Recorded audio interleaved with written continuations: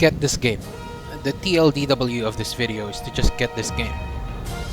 If you're a veteran of the series, you don't need me to tell you this. The franchise has a winning streak of titles that are just as good, if not better, than the last game, and I would dare say that Monster Hunter World and its Iceborne expansion is the crown jewel of the franchise. If you're new, Monster Hunter World is arguably the best introduction to the series because of its improved ease of access and streamlined gameplay compared to its predecessors. On that note, Monster Hunter World will spoil you. If you ever go back and try to play older titles after World has made its impression on you, many parts of the previous games and mechanics will definitely feel old and archaic.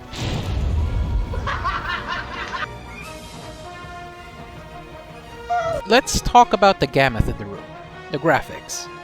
Monster Hunter World is the biggest leap of graphical fidelity this game has ever had. The environments look stunning, the food looks delicious, the armor designs are kinda lackluster in the early game. Honestly, even the previous titles had this problem, but the monsters. There were monsters. Do you remember the feeling of awestruck you got as a kid when you first saw and heard the T-Rex roar in Jurassic Park? I think I speak for many of the fans when I say that we got those exact goosebumps when we saw the Deviljho, the premier monster of older titles that clapped everyone's cheeks, make his return to World in full HD glory. This was one of the major criticisms of the franchise that I've always heard, and many a veteran is irked to hear, is that the graphics of the Monster Hunter series sucks. The dated graphics on top of the difficulty curve of the game is what made it so hard to recommend and get friends to play previous Monster Hunter titles. Too often does it happen when friends give up too soon and never pick up the game again. With Monster Hunter World, this isn't the problem at all. If the graphics are what made you on the fence and off-put about leaping into the franchise, then World is a great jumping platform to start your adventure.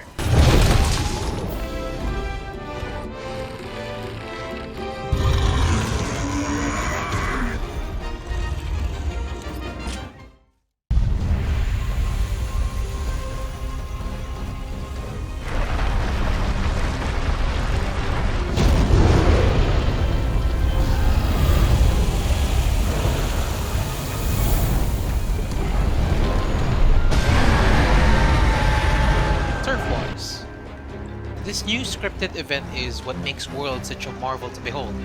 Old or new, seeing larger-than-life monsters duke it out in the middle of your hunt just cranks up the hype to 11.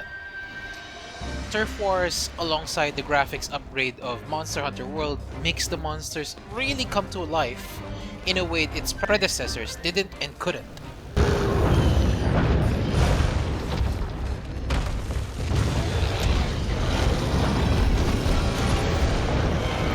It's not about the graphics, is the common sentiment many veterans of the series cry out when you point out the historically lackluster graphics of the franchise.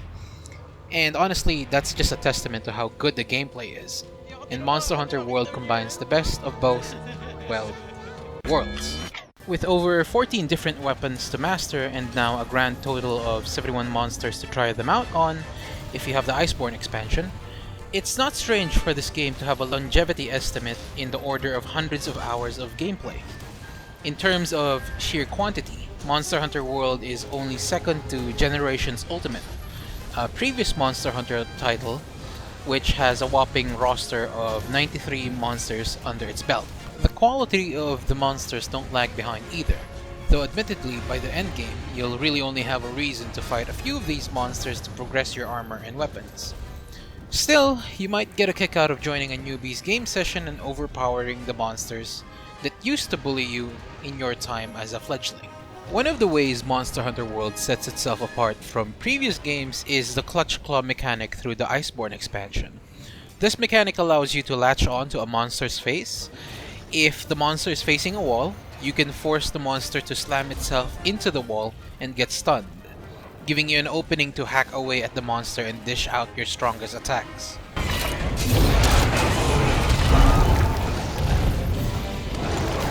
You'll only be able to do this during certain times of the hunt when the monster isn't enraged, which for the purposes of this video I won't go into too much detail. I just wanted to quickly mention this because it's pretty fun and satisfying to pull off.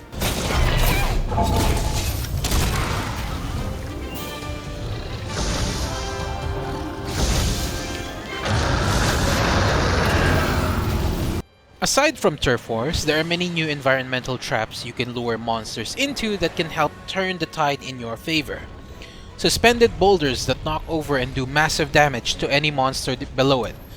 Breakable dams that wash monsters and you away in the lower part of the jungle. Collapsible sand sinkholes that occur when you disturb the local wildlife with a bomb pod.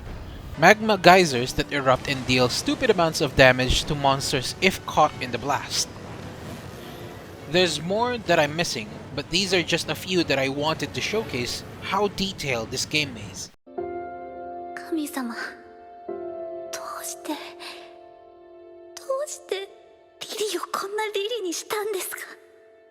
弱くてちっぽけで自分が大嫌いで死んでしまうんですか。ファイアボルト！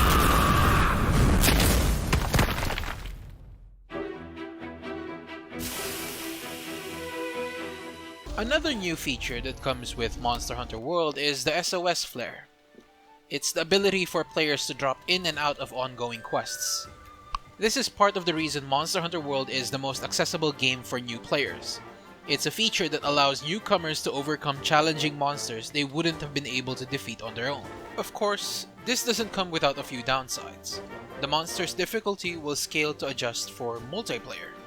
The amount of Zenny rewarded at the end of the quest is divided among the number of players present. The amount of faints before the quest is considered a failure is shared among teammates. If you get a really bad hunter responding to your signal, he could end up costing you the match.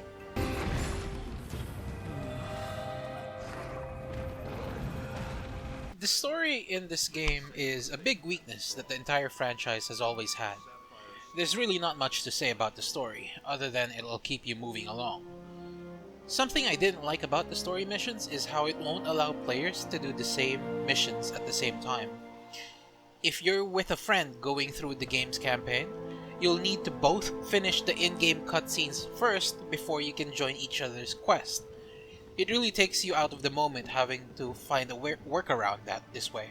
Still, it's an improvement over the previous titles in that there's now voice acting on some of the dialogue and more in-game cutscenes, which is new for the series. So, nervous? There's more to Monster Hunter World than hunting monsters. There's fishing, gathering, surveying, camp setting, canteen, fetch quests, and even player housing. All of this fleshes out the game and gives it more life and staying power than previous titles. The game is MMO-ish in that aspect, sans the massive part. Which is kind of what's regrettable about this game. Astera's trade yard and Celiana's central area were missed opportunities to make this game feel massive, letting other players roam in these areas with you.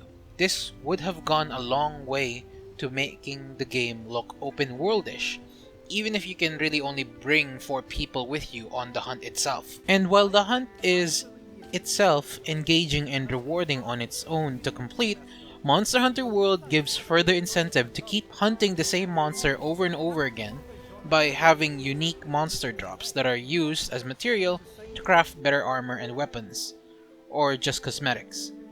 You might think that that's a grind to have to keep fighting the same monster over and over again, and you would be right.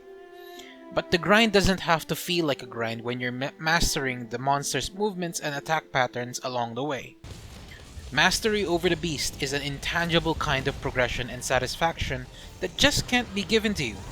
And I think this will be why you'll keep coming back for more long after the game stops rewarding you with cool weapons, armor, or cosmetics.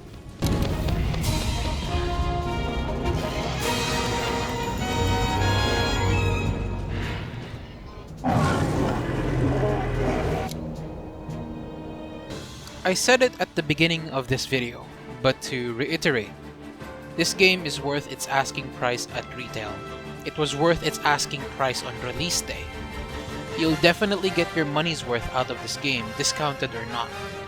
I really hope you buy it and enjoy it as much as I did, and become a fan of the franchise like I am.